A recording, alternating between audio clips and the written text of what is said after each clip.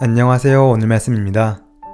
우리가 살면서 가장 어려워하는 것 중 하나가 무엇일까요? 바로 기다림입니다. 우리는 기다림에 약합니다.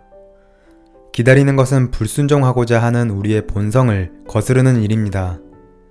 우리는 심지어 이렇게 기도하기도 합니다. 하나님 인내를 주세요. 지금 당장이요.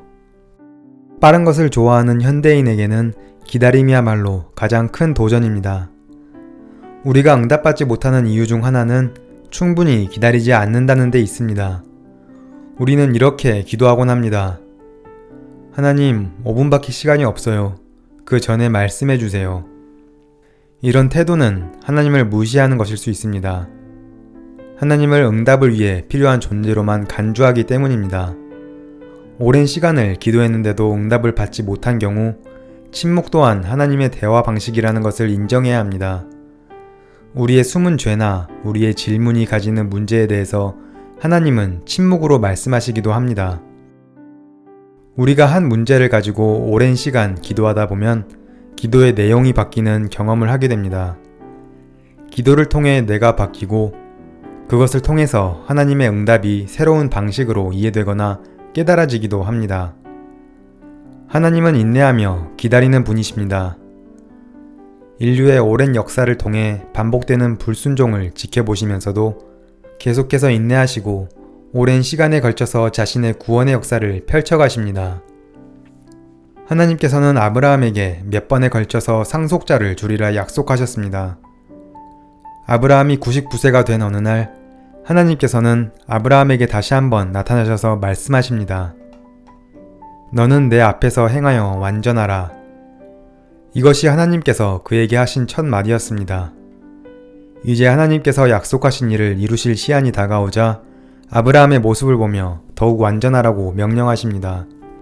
아브라함 역시 그동안 이 약속이 이루어지기만을 기다려왔고 이제는 자신이 자식을 낳을 수 없다고 생각할 무렵까지 되었습니다.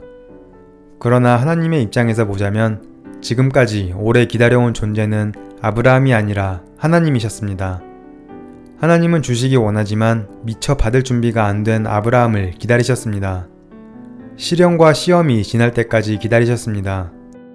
그리고 아브라함이 이 기다림을 통해서 얻은 것은 바로 하나님과의 관계에서 성장하고 성숙했다는 것입니다. 하나님과 연합한다는 것은 하나님의 타이밍에 맞추어 간다는 것입니다. 따라서 기다리는 것은 하나님과 연합하며 살기로 결정하고 나서 처음으로 맞게 되는 불편함일지도 모릅니다. 우리는 보통 언제 현실과 타협하게 될까요? 바로 기다려야 할 때 기다리지 못하는 경우입니다. 따라서 하나님께서 우리가 기다릴 줄 아는지 보시는 것은 겸손과 순복을 테스트하시는 하나님의 중요한 방법입니다. 그래서 하나님이 말씀하시기 전까지는 움직이지 않는 것이 좋습니다.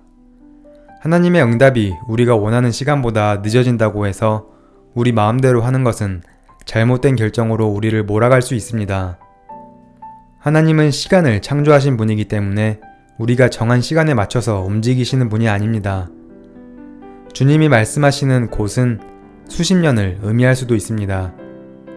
기다린다는 것은 일의 주체가 내가 아닌 하나님이 되시게 하는 일입니다. 기도 응답이 되지 않는 것 같고 훈련의 끝이 보이지 않는 것처럼 느껴지더라도 기다림을 통해 하나님의 일하심을 경험하게 되길 기대합니다.